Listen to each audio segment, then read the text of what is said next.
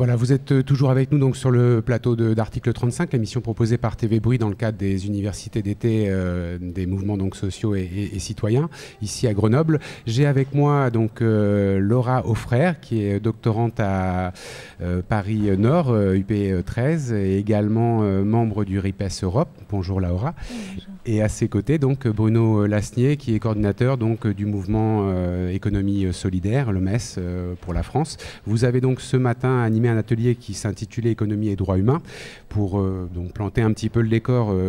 Voilà, on a bien conscience pour la majorité d'entre nous que l'économie à l'heure actuelle on pourrait la caractériser d'anti-droit, c'est-à-dire qu'elle est vraiment basée sur des principes du néolibéralisme, mais des principes d'injustice, de prédation, d'inégalité, d'exploitation, de domination, enfin voilà tout ce qu'il peut y avoir de plus négatif. Et la première question qui me vient à l'esprit par rapport à l'ESS qu'on a tendance à encenser, c'est d'une part de la définir, notamment sur les 3 piliers fondamentaux que vous avez définis ce matin, mais en même temps de la questionner. On viendra là-dessus sur une deuxième partie. Donc pour le moment, Bruno Lasnier, la définition pour vous de l'économie sociale et solidaire, des 3 piliers fondamentaux, c'est quoi ? Alors, la définition de l'économie sociale et solidaire, là on est dans le ESS et pas dans l'économie solidaire, c'est d'abord une gestion démocratique, c'est-à-dire comment les gens participent, quel que soit leur statut, qu'ils aient mis de l'argent, qu'ils soient usagers, qu'ils soient salariés, comment ils participent à la gouvernance du projet et ils interviennent sur ses orientations, ses définitions, etc. C'est la question de la finalité sociale, c'est-à-dire ça ne peut pas être un projet qui est uniquement basé sur une recherche de profit, mais au contraire basé sur une unicité sociale, rendre service aux gens. Justice sociale justice sociale, oui, mais pas forcément. En tout cas, intérêt général, répondre à un besoin partagé des populations, donc avoir une utilité sociale. Et le troisième pilier, c'est une lucrativité limitée, c'est-à-dire l'argent qui est injecté dans le projet, il doit d'abord servir au projet et pas à rémunérer des personnes, des propriétaires. D'accord. Et il y a aussi une dimension donc, plus locale et plus écologique. Alors ça, c'est le troisième pilier, c'est l'ancrage territorial, c'est que c'est des projets qui s'inscrivent dans le développement territorial, à rendre service aux gens là où ils habitent, répondre à des besoins fondamentaux pour les gens là où ils habitent. Oui, qui est une dimension essentielle de l'économie sociale et solidaire. D'accord. Avec une particularité de l'économie solidaire dans ce champ de l'économie sociale et solidaire, qui est la citoyenneté économique, qui pose la question de la participation des citoyens au projet, à l'économie. L'économie n'est pas pensée comme quelque chose qui s'impose à nous, mais l'économie, c'est la manière dont les citoyens s'organisent pour gérer entre eux les échanges, toute forme d'échange. D'accord. Donc on revient sur le principe même de l'économie solidaire, c'est la question d'hybridation des ressources. Comment, dans l'économie, on réinjecte les différentes dimensions de l'économie, que sont l'économie de la solidarité, ce qu'on fait par... voilà, tu as besoin d'aide, je t'aide, je suis solidaire. L'économie de la redistribution, donc on va collecter de l'argent pour pouvoir redistribuer et faire de la cohésion sociale, donner à ceux qui ont moins pour qu'ils restent insérés socialement, qui restent participants à part entière de la société. Et puis la dimension de marché, bah oui, on échange des biens et des services contre de l'argent, ou contre du temps, ou contre autre chose. C'est pas forcément monétaire, mais qui est une notion d'échange de biens et de services. D'accord. Donc les fondamentaux finalement de l'économie sociale et solidaire, c'est vraiment pour une économie de la transformation. Laura Auffrère, vous avez travaillé justement sur ces principes-là d'organisation collective, une économie qui vise à une transformation sociale positive. Oui, absolument. L'idée, c'était ce que je poursuis dans mes recherches et ce que j'avais entamé dans mon parcours professionnel précédent, à travers l'économie solidaire, les mouvements des communs, c'était l'idée de reconnaître, de valoriser, de mettre à jour des modèles organisationnels, des modes de gestion qui n'ont pas pour seul objet que de produire un produit, de le mettre sur un marché qui serait un marché réglé par la concurrence. Ce qu'on constate, c'est qu'en dépit d'un système dominant, il y a des milliers d'initiatives qui sont déjà organisées autrement et qui sont organisées pas seulement sur les besoins, mais aussi sur les aspirations des gens qui y participent. Donc c'est pas seulement réduire le champ à l'ordre de la survie, mais bien s'organiser pour construire des espaces de vie qui correspondent à la façon dont on veut vivre ensemble. Et donc c'est de repenser des modèles organisationnels, des modèles de gestion qui vont nourrir un vivre ensemble et une autre société possible. Et donc c'est des modèles qui vivent pas à côté, mais qui vivent dans des sphères qui sont dominées par le capitalisme et qui en même temps, si on les étudie correctement et si on co-construit ces savoirs aussi, c'est-à-dire entre le savoir académique et le savoir de la recherche et ceux des praticiens, permet de mettre à jour des formes organisationnelles qui permettent d'aller interroger directement la mise en œuvre des droits fondamentaux. Donc c'est plus un principe économique qui est détaché de la vie sociale, c'est bien un réencastrement de la question économique dans le lien social et comment est-ce qu'on organise le lien social, y compris à travers des activités économiques. En quelque sorte, c'est une redémocratisation de l'économie. C'est ça. Et finalement, qui vise, et c'est un des fondamentaux, un des principes de base de l'économie sociale et solidaire ou de l'économie solidaire, de replacer l'humain au cœur de l'économie. Absolument. D'accord. Alors inversement, et là je vais me faire l'avocat du diable parce que bon, j'ai eu moi-même quelques expériences qui m'ont un petit peu surprise, pour ne pas dire déplu. Parfois on a le sentiment dans certains milieux que l'économie sociale et solidaire est reprise aussi par les institutions, par les pouvoirs publics et par des pouvoirs économiques à visée de profit pour finalement remarchandiser justement plein de secteurs de l'économie solidaire dont vous parliez tout à l'heure ou de l'économie sociale et solidaire, des associations et finalement qui sert un petit peu, je dirais, de cheval de Troie pour déstructurer ces solidarités. Qu'est-ce que... Oui, alors historiquement ça a toujours... c'est pas seulement maintenant que ça se passe comme ça. L'économie sociale et solidaire, elle vient du mouvement associationniste de la fin du 19e siècle. Et déjà à ce moment-là, ce que les ouvriers qui se sont les citoyens qui se sont auto-organisés pour essayer d'améliorer leur vivre ensemble, de s'émanciper, d'avoir des nouveaux espaces de liberté, des modes de production, des modes de solidarité, les caisses mutuelles, etc., ont déjà été attaqués par ça. En face des caisses mutuelles, des associations, le patronat a créé le patronage, justement, ou les bonnes œuvres pour dire, mais regardez, nous, patrons, on a une capacité à régler vos problèmes grâce à la philanthropie, nous allons régler ça. Donc cette attaque et cette volonté d'empêcher l'émergence d'une société émancipatrice et autonome, et autonome, elle existe depuis longtemps. Aujourd'hui, c'est vrai, l'économie sociale a été beaucoup confrontée à la récupération du système, à la fois dans le cadre de sa délégation de services publics, c'est-à-dire qu'il y a beaucoup de secteurs, le sanitaire et social, la culture, l'éducation, les services aux personnes, qui ont petit à petit remplacé l'action de l'État et du coup se sont retrouvés dans des conventions qui les lient à l'État et qui les a entraînés vers d'autres formes de rentabilité, etc. Et de précarisation. Voilà, et où ils ont perdu. Et puis il y a d'autres formes plus récentes autour d'une attaque là clairement néolibérale, de chercher à récupérer un secteur qui pour l'instant appartenait plutôt à la question de la solidarité ou de la redistribution, à le récupérer pour le rentrer dans la marchandisation. On en a des exemples avec l'économie qu'on dit collaborative et les grosses plateformes. L'ubérisation de la société avec par exemple la ruche qui dit oui, qui vient remplacer les AMAP, avec Uber qui vient remplacer tous les systèmes de covoiturage ou Blablacar et tout et tant d'autres, parce que c'est vraiment une généralisation avec derrière ça oui une véritable opposition entre un mouvement de transformation de la société où on essaye de reposer d'autres rapports d'autres rapports à l'économie autour des échanges libres, etc. Et une vision de capitaliste qui cherche à se moraliser et qui cherche à réparer les méfaits du capitalisme. Avec là-dessus tout le courant du social business et en France on peut dire une partie du mouvement des entrepreneurs sociaux. Et vous, Laura Auffrère, votre regard un petit peu justement critique, cette position de chercheur qui permet quand même un détachement, qu'est-ce que vous constatez finalement de cette, comment dire, de cette double phase, de cette instrumentalisation négative de quelque chose qui à la base devait être... Enfin, rester humain. Rester humain. Disons, en tant que doctorante et aussi avec, encore une fois, mon bagage professionnel, parce que finalement, je suis pour l'instant que doctorante, l'idée, c'est plutôt effectivement d'aller regarder comment, dans les pratiques, l'auto-organisation collective permet de prendre en compte les besoins individuels et les besoins du collectif. C'est-à-dire que le collectif prend soin du collectif en même temps qu'il prend soin des individus. Et pour ce faire, moi, les gens avec lesquels je travaille, donc les gens avec lesquels je travaille sur le terrain, c'est les gens qui mettent au cœur de leur modèle la délibération, non pas comme le proposent effectivement ces formes déviées, c'est-à-dire la démocratie comme une externalité positive. On pose d'abord la question de la viabilité économique et puis après on verra comment est-ce qu'on délibère.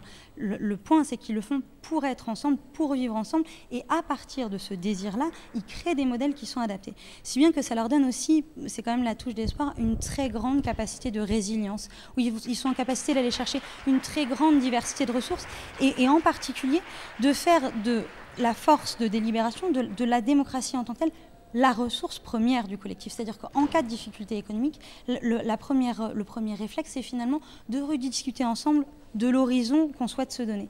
Et donc au lieu de dire finalement ça ne marche pas ou finalement on devrait aller sur le marché, la question c'est comment est-ce qu'on se réorganise collectivement, puisque là on est face à une difficulté, comment est-ce qu'on invente une nouvelle forme de solidarité qui va répondre à un besoin spécifique. Par exemple, les supermarchés collaboratifs et coopératifs, c'est assez frappant de regarder la question du prix juste. La question du prix juste, une fois que la coopérative est lancée, c'est plus seulement la question de son équilibre économique, c'est comment est-ce qu'on s'assure que tout à chacun, producteurs et usagers, sont capables de participer à la mesure de leurs moyens. Et c'est ça finalement la recherche de justice sociale permanente, c'est que c'est cette rediscussion sur les moyens à un moment T des personnes qui participent à une initiative. D'accord. C'est vraiment un laboratoire finalement de démocratie réelle.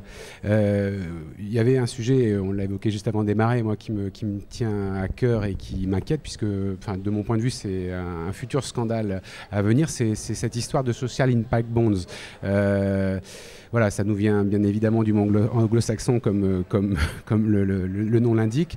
Alors là, vous allez mieux en parler que moi, mais globalement, si j'ai bien compris, c'est des financiers qui se servent du coup de l'économie sociale et solidaire pour montrer qu'ils ont un bon impact sur la santé, sur l'éducation ou je ne sais quoi des gens, et qui, in fine, en finançant ça, avec des résultats qui seront prouvés, plus ou moins intangibles ou prouvés en termes d'impact, qui pourront donc se faire rembourser avec en plus des intérêts quand même assez conséquents par les collectivités. Là, on arrive au dernier point du démantèlement des services publics et d'une réappropriation donc malsaine de ces services et de ces solidarités par l'économie financière et celle qui est uniquement assez sur le profit. Qu'est-ce qu'on peut dire donc sur ces social impact bonds et qu'est-ce qu'on doit faire pour éviter ça en France? Oui.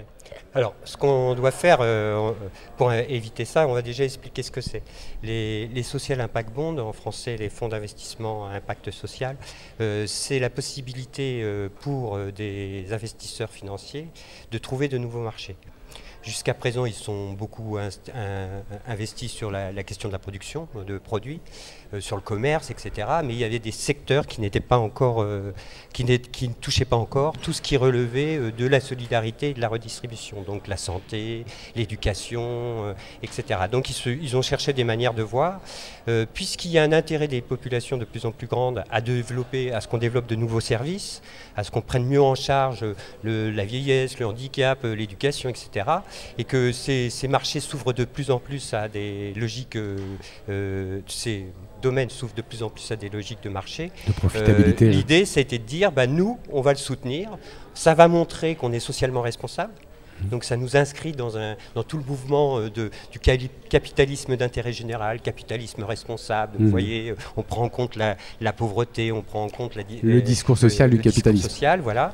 Mais derrière, en ayant une seule visée, c'est de maximiser les profits de l'activité financière, donc de l'investissement financier. Donc le principe, c'est un investisseur, un fonds d'investissement, repère une problématique, repère un acteur qui travaille sur cette problématique. Par exemple, je prends souvent le cas de Monsieur Bond qui a 60 ans et qui se retrouve à la retraite et qui, pour pas s'abîmer, etc., veut s'entretenir. Donc on lui propose une salle de sport gratuite, il va aller s'entraîner, etc. Et parce qu'il fait du sport, il ne va pas être malade, donc il va faire des économies à la collectivité locale qui sinon est obligée de lui payer des aides pour liées à la vieillesse, pour l'hébergement, pour des prises de santé, etc.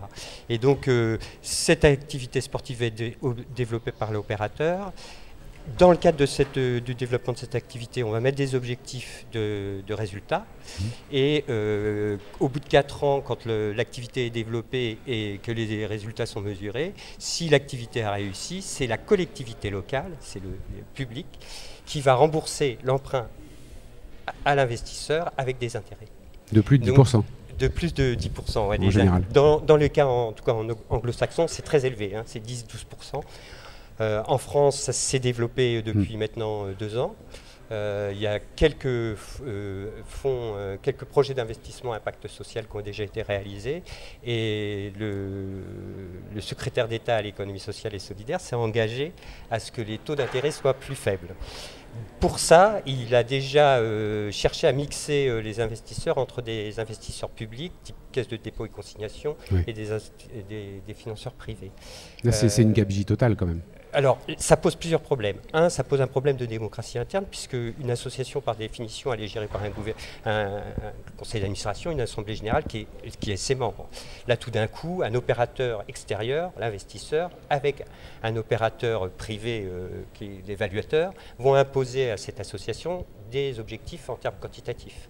Donc, ce n'est pas l'association qui décide, c'est quelqu'un d'extérieur. Là, c'est la finance qui reprend en règne la non-démocratie. Contraint, il y a de l'argent, on a mis des moyens, donc c'est les moyens qui décident et c'est plus la démocratie, c'est plus la délibération dont on parlait juste à l'instant. Premier problème. Deuxième problème, en quoi l'action qui a été développée a-t-elle réellement apporté un bénéfice à la collectivité sur des économies?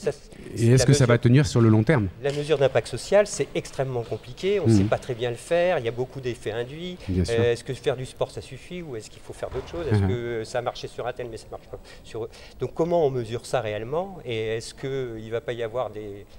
Comme les statistiques, on peut faire dire ce qu'on veut. Est-ce qu'il n'y a pas une bulle financière avec un risque à un moment donné où ça explose? Donc ça, c'est une deuxième question. Et la troisième question qui, pour moi, est plus essentielle, c'est qu'on est en train de marchandiser des choses qui, pour l'instant, restaient du ressort de l'État, qui était d'assurer la santé, l'éducation à la population. Encore un outil de démantèlement des services publics et des solidarités anciennes. Et encore une manière de marchandiser toute activité humaine. Et de la financiariser. Voilà. Je vais devoir conclure, hein, comme je vous l'ai dit, on est sur un format assez contraint et donc je me tourne vers vous, Laura.